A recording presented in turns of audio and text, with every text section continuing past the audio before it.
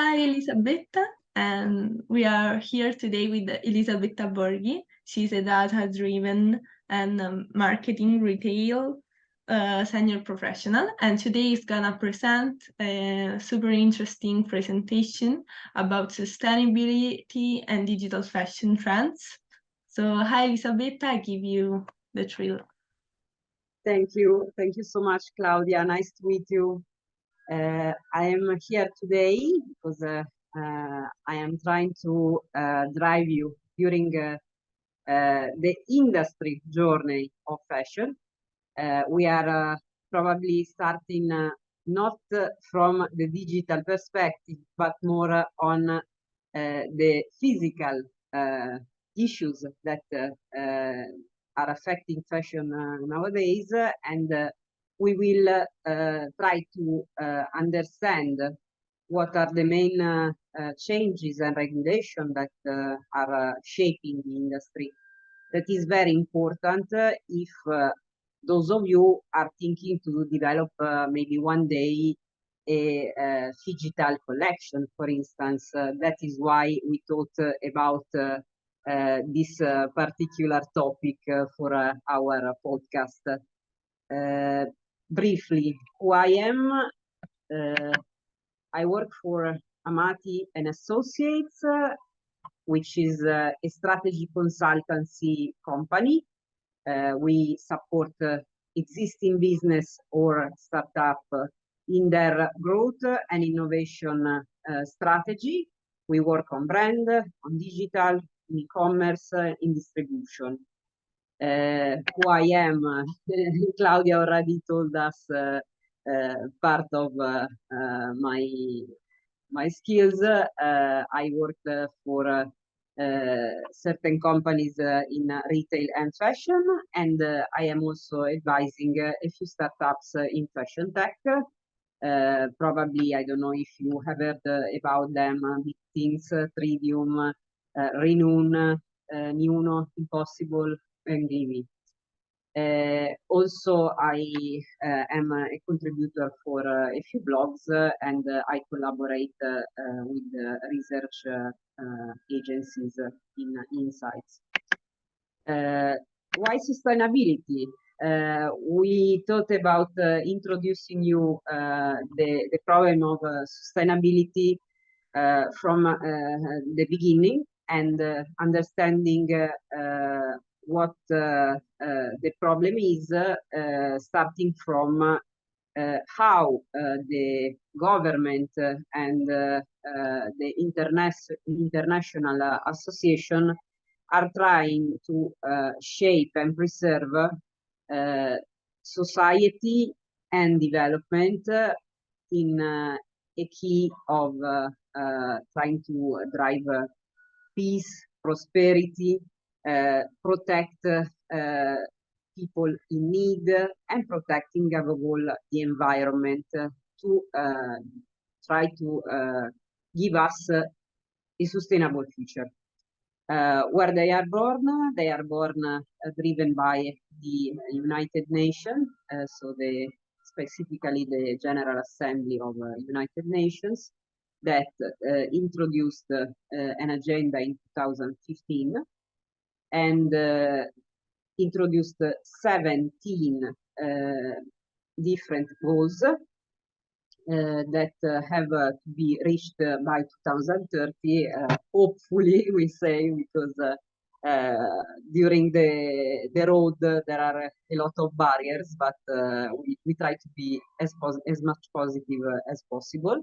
And what are the main goals to be reached are no poverty, no gender, good health, well-being, quality education, gender equality, clean water and sanitation, affordable and clean energy, decent work and economic growth, industry, innovation and infrastructure, reduced inequalities, sustainable cities and communities, responsible consumption and production, climate action, life below water, so preserving the sea, for instance, life on land, preserving the environment, peace, justice, and strong institution, partnerships for the goal, So it's all about the good cohabitation between communities, manufacturing, and commerce. We can try to ignore the fact that there is a problem, but effectively climate change is the most visible sign that something has to be done to preserve our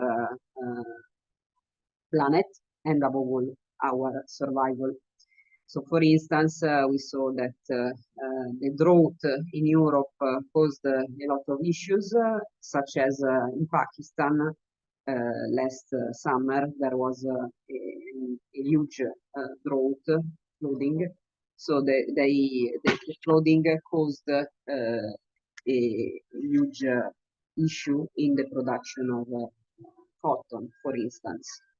And the whole industry now has an impact because the prices of cotton surged impressively.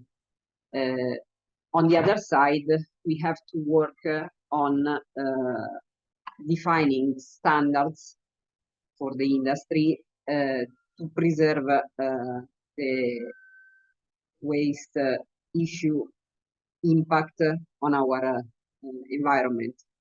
Because fast fashion, for instance, is producing a lot of clothing with unrecyclable yarns that have to be stored in some way and destroyed with an impact above all on the environment.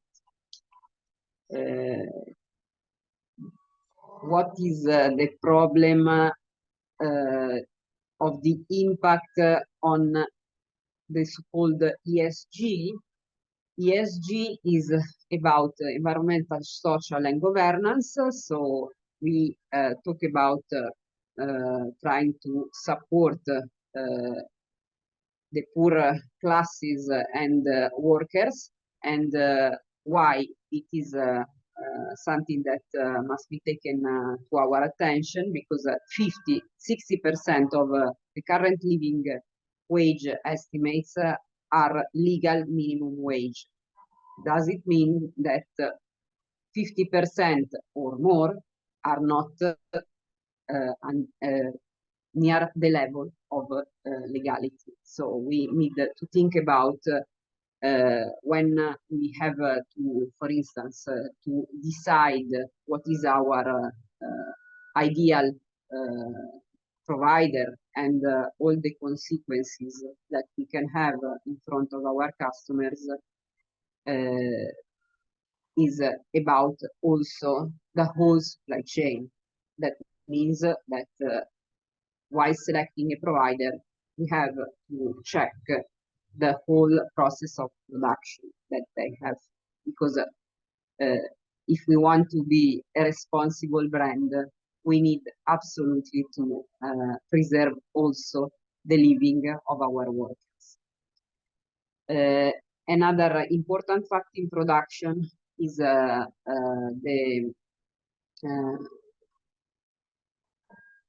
carbon emissions that comes from the process of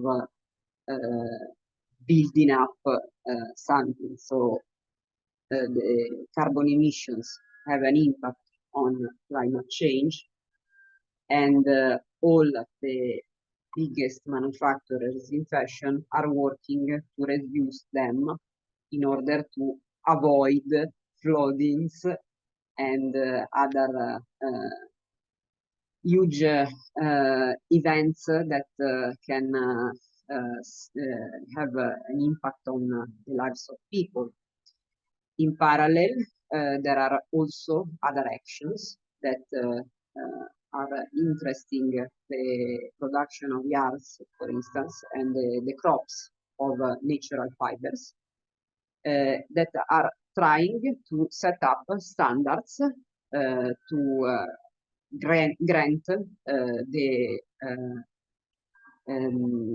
production of organic fibers and they have to meet strict social and environmental criteria.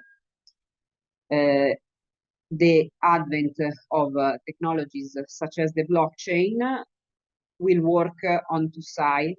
Now we are trying to see the first aspect that is related to the production process, and throughout the entire supply chain of the production of these yarns, we can check effectively all the origins and the information regarding the whole process, so the traceability and the transparency of the way in which those yarns have been produced.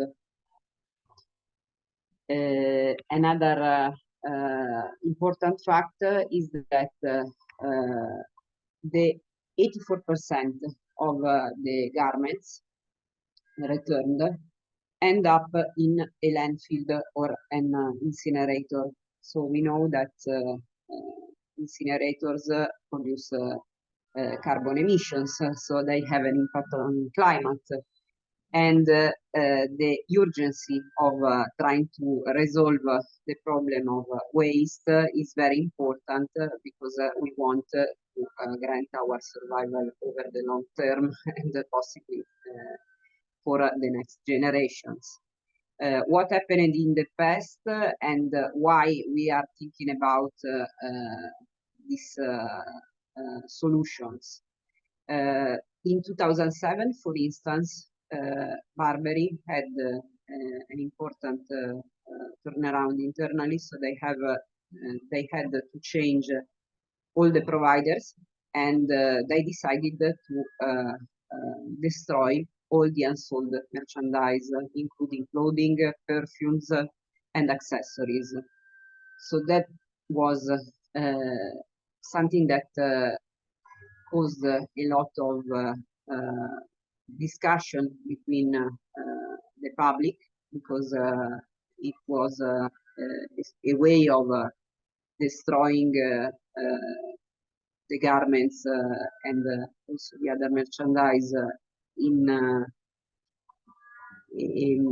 a way that was not sustainable and not responsible, I would say. Also, the fact that destroying merchandise to avoid that people can resell them on a secondary market is not something that is positive for the brand, I would say. And also because we are trying to get the most of materials, trying to optimize as much as possible. So looking at this fact, people started to condemn this practice and to invite all the companies to change something. Let's go on with other facts, and let's see what is going on right now to prevent those situations. I have tried to sum up very quickly all the regulations that all the different continents are trying to set up to preserve the planet and the social cohesion. So we see that effectively most of the countries are taking independent actions, and the government of the communities, the European Commission in particular, and the federal government in the US are starting to go on and to approve a framework of laws that effectively try to making progresses in the production of garments but they take more time because they need to sum up all the issues that can be applied to different countries. So we'll see that California is the leader in trying to preserve labor rights, for instance, and the usage of sustainable material in the process of clothing production. The federal government is working to approve a Fabric Act, which will be the first regulation that will be applied in the entire US territory, plus the New York state has two different regulations. One is the Fashion Sustainability and Social Accountability Act. It's a state of bill that right now is in progress of approval, but it is going to oblige all the, let's say, medium corporates to have a direct responsibility on the environmental and social impacts of their production. Also, the Fashion Worker Act is working on supporting all the people that are involved in the industry.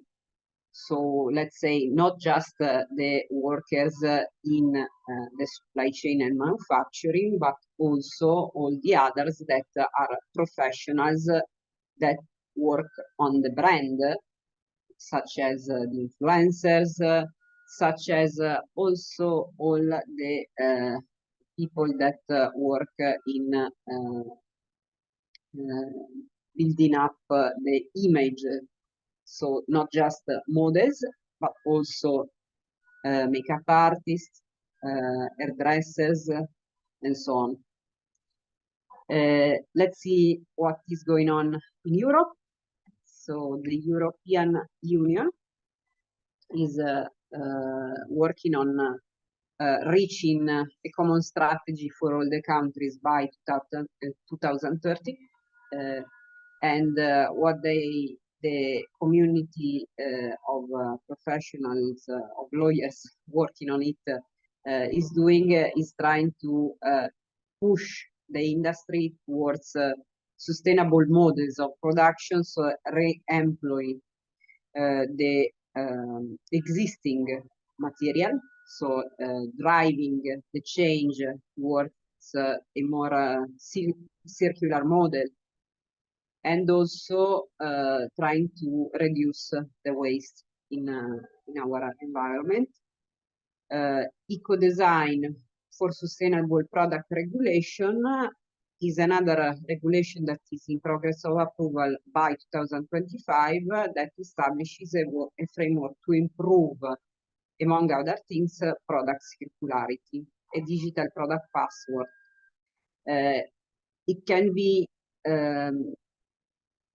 let's say, it can be summed up like a sort of table of information for which a product will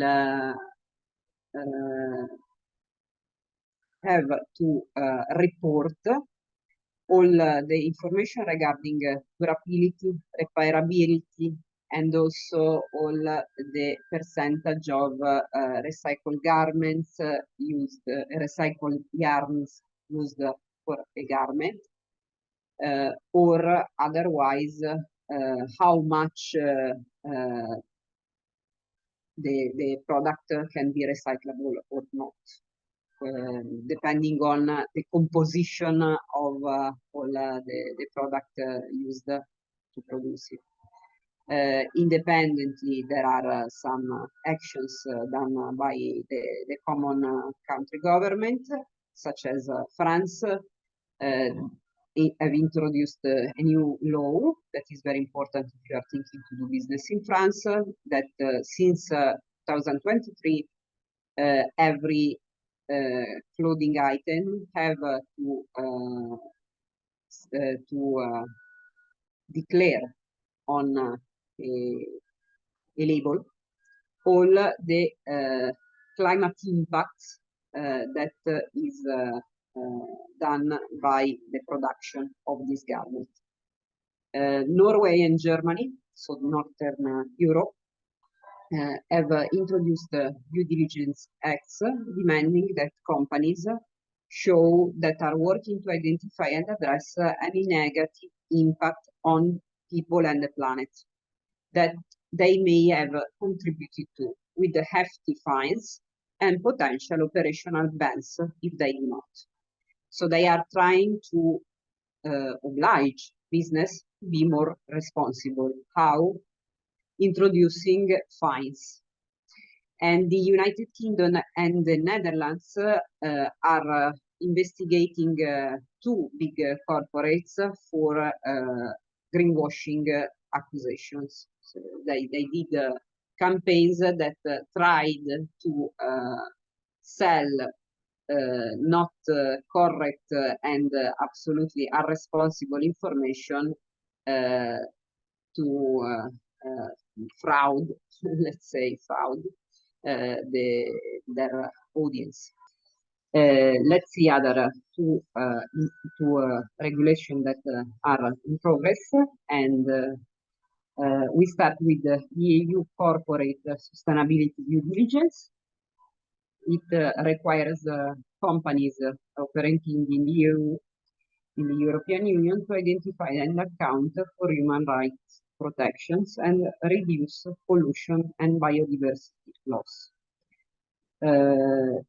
Biodiversity loss is related, for instance, to the impact that productions have on the environment, and also not just in production, but also when they produce with unrecyclable yarns. If the product ends up in the landfill, the merchandise cannot be destroyed easily, so they have an impact.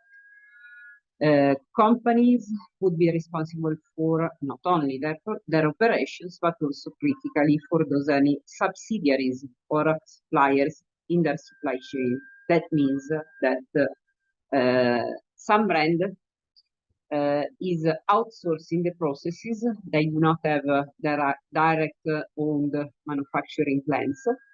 And in this case, with the arrival of this new regulation, they will have to put in place a sort of controls, quality controls, not just of the product, but also on the European workers in the usage of materials and in their operation impact. If the proposal is adopted, because it's already still in progress, the member states would have 2 years to transpose the directive into a national law, because usually the European laws are the starting point for a local regulation.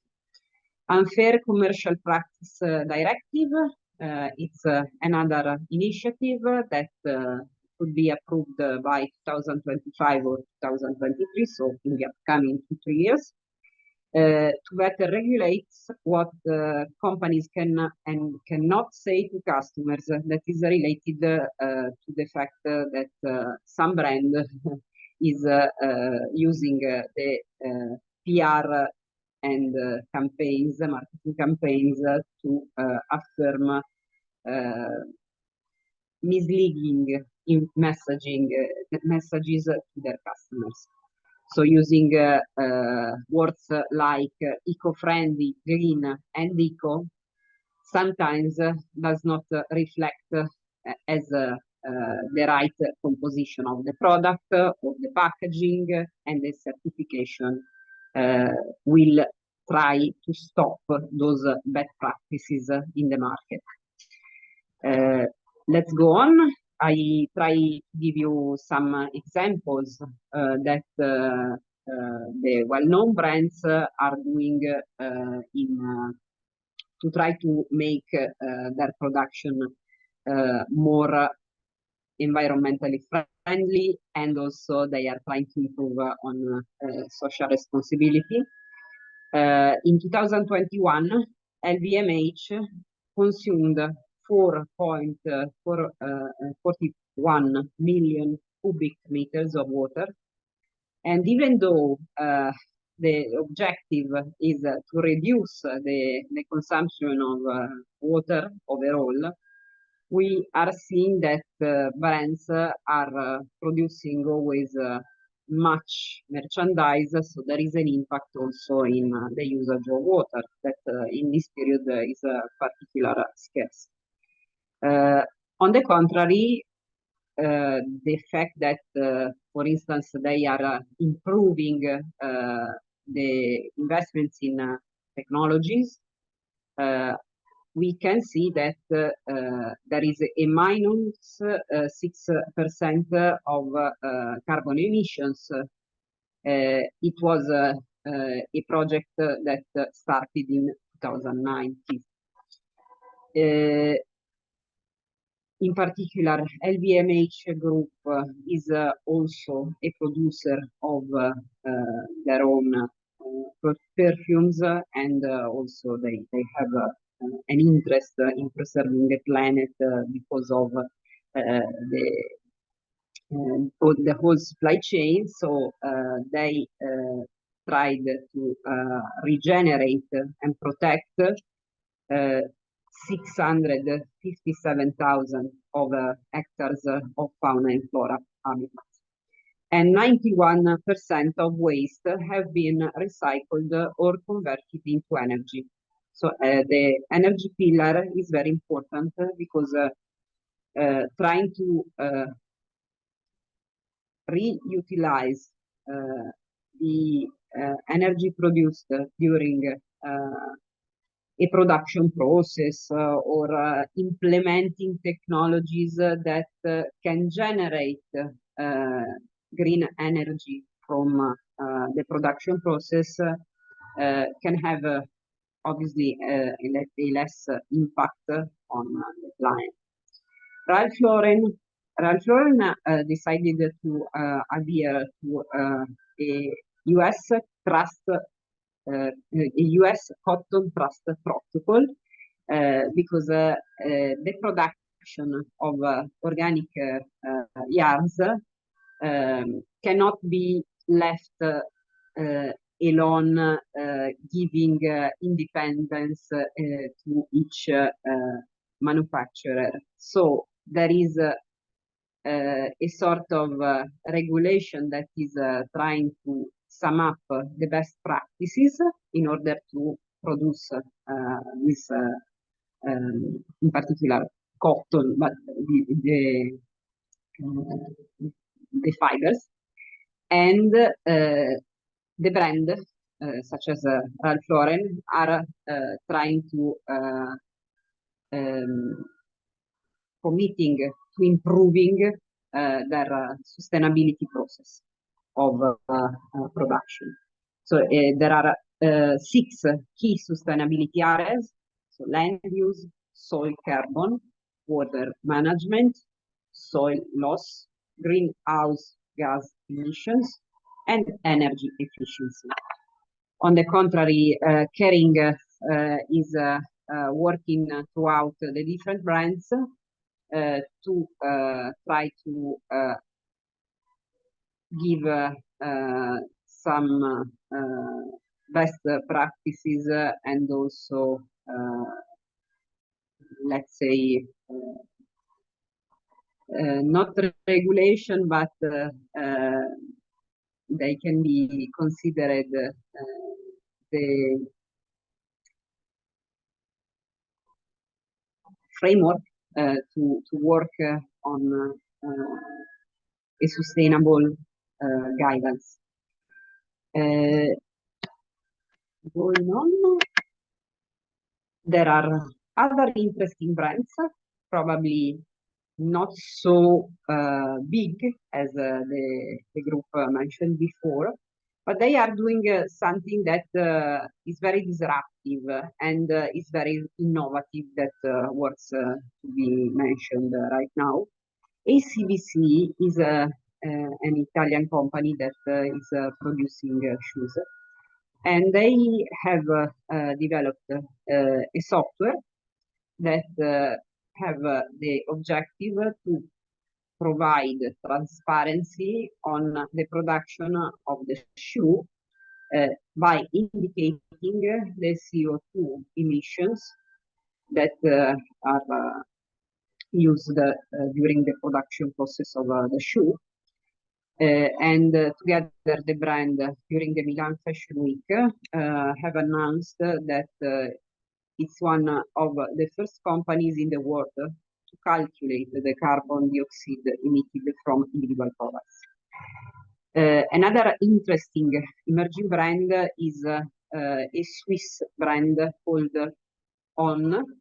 They are a producer of shoes, and they are the first one worldwide to produce shoes coming from carbon emissions. So that is amazing.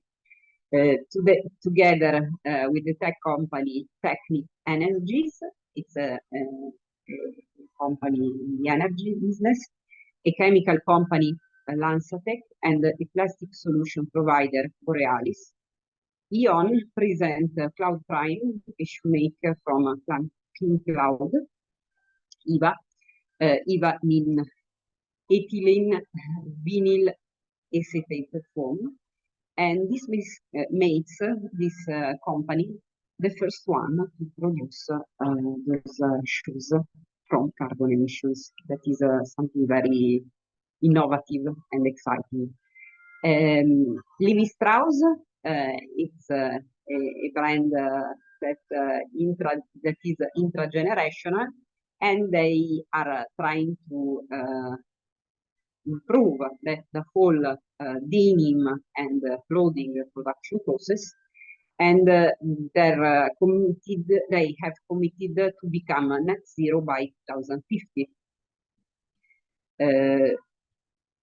They have also set 16 people and the planet first goal on their guidelines, and they illustrate the commitment to bettering the world. One of those targets to be reached by 2025, it's a goal that is now probably reached by the next year. So they are very, very proactive to reach this goal. The need for standards in the industry is driving groups to adopt one technology that is common towards different brands. An example is the Aura Consortium that was created in 2021 by LVMH, Prada Group, Cartier, part of Richemont, and little by little more brands are adhering to this standard, such as BTB Group and Mercedes-Benz. It's a blockchain technology, and this standard will be used to store all the information regarding the supply chain and the information regarding the products. This is the first attempt to try to find something that is common throughout all the luxury industries. Nike is doing a lot of initiative. Probably the recent one is that they revealed a robot augmented system. They are employing technology in various ways. And this robot that is now posted in Nike Town London store is designed to clean and repair shoes. So the goal of this robot is to extend their life cycle. It's about trying to make the life of a product longer, and eventually to give an impulse to the secondary use market that is about reselling original products. Other initiatives are B Corp certification that is released by a US foundation that has the objective to grant high standards of verified performance, accountability, and transparency on factors from the employee benefits and charitable giving to supply chain practice and input materials. One of the most famous B Corp is now Ganni. Ganni can be considered one of the leading brands for sustainable fashion, and they scored 90.6 points on this particular B certification.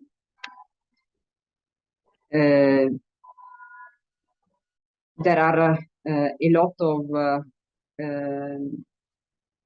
institutions that and NGOs that take part proactively to drive this change. I try to sum up the most famous: Global Fashion Agenda, Fashion Takes Action, Fashion Revolution, Sustainable Apparel Coalition. In particular, Sustainable Apparel Coalition is based in the US, born in San Francisco, and they came about through an unlikely partnership between the chain retailer Walmart and the outdoor clothing label Patagonia in 2010. They started the first milestone in the industry, which is called the HIG Index, a standardized supply chain measurement suite of tools that is used to evaluate the whole industry on a unified set of standards. Unfortunately, like all the attempts during the time, they have to be updated and improved. So, for instance, the regulator of Norwegian Regulator Customer Authority and the Netherlands Authority for Consumers and Markets have jointly authored 11-page document to try to improve all the KPIs that are used currently to evaluate the HIG index. Now I would like to close the part of regulation that is probably a bit heavy, and we try to see what are the trends. We enter probably in the most interesting part of the presentation. Fashion, as you know it, is interested by a number of different trends, such as upcycling. Upcycling is the practice of taking an existing garments, making it a craftsman work of repersonalization, I would call it, and it is marketed again. So I am talking about some companies that are introducing innovation. Alterist is one of those companies. Alterist is a marketplace of upcycled fashion. So they sell independent designers that are interested to sell existing garments reworked by those designers and it's an interesting initiative to give a push to the individual creativity of fashion creators. Revive Upcycling is another B2C multi-brand marketplace for upcycled fashion. Elvis and Cress is probably the first brand that started to introduce this practice in 2005. And they started with men and women bags, and then they are going on with producing interesting collections. In upcycling, other important names, we can see that Ronald van der Kemp is one of the designers most proactive from the sustainability point of view, and he started to upcycle the materials of his collections since 2024. Flo is a young London-based label, and they create functional clothing that transforms depending on the wearer needs. So they started in 2017, and they started to collaborate with innovative textile producer and future-focused academic institution in Europe to develop long-lasting considered pieces. Upcycling cannot come alone, so there are also brands that can incorporate recycling and upcycling, and among them we can quote No One to Anything, which is a UK streetwear label founded by Jane Foster, if you want to check it. And also there are digital brands. So what is digital brands? We started our podcast quoting the digital collections. That means that you can have a physical product and also a product that can be worn in the metaverse by your avatar.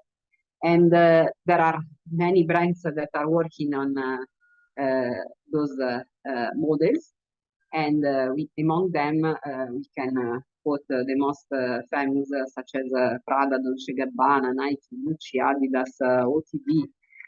They work both on the physical merchandise, matching it with the technologies that the Web3 is offering.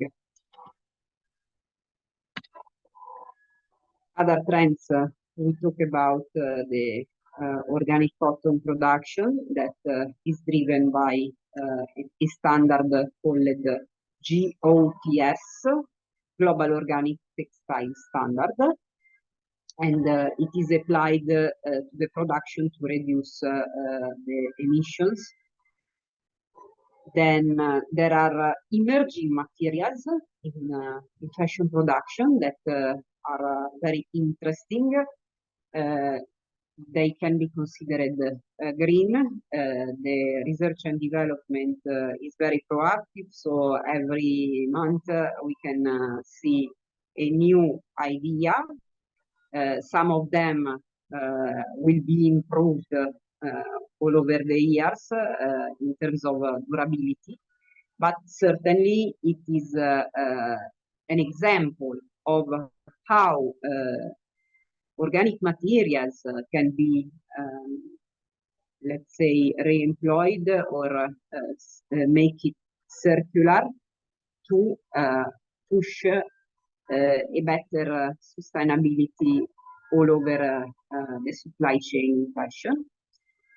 Some of those materials can come from organic resources such as hemp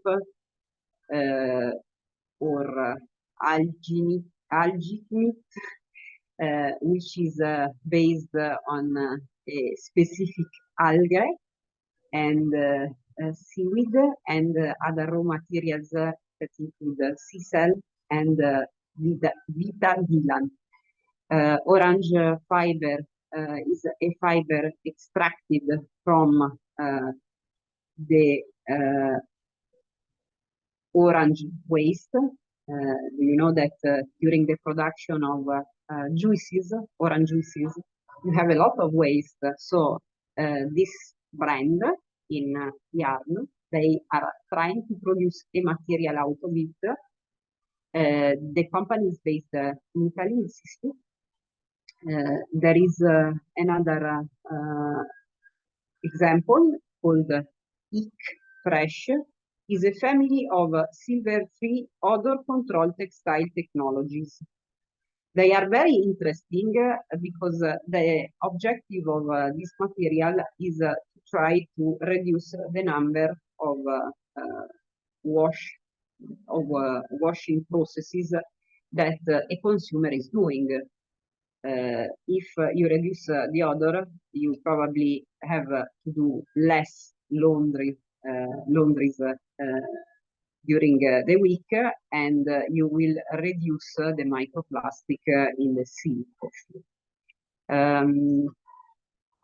For Apple by Schöller is a technology which results in a fabric finish that imitates the qualities of a duck plumage.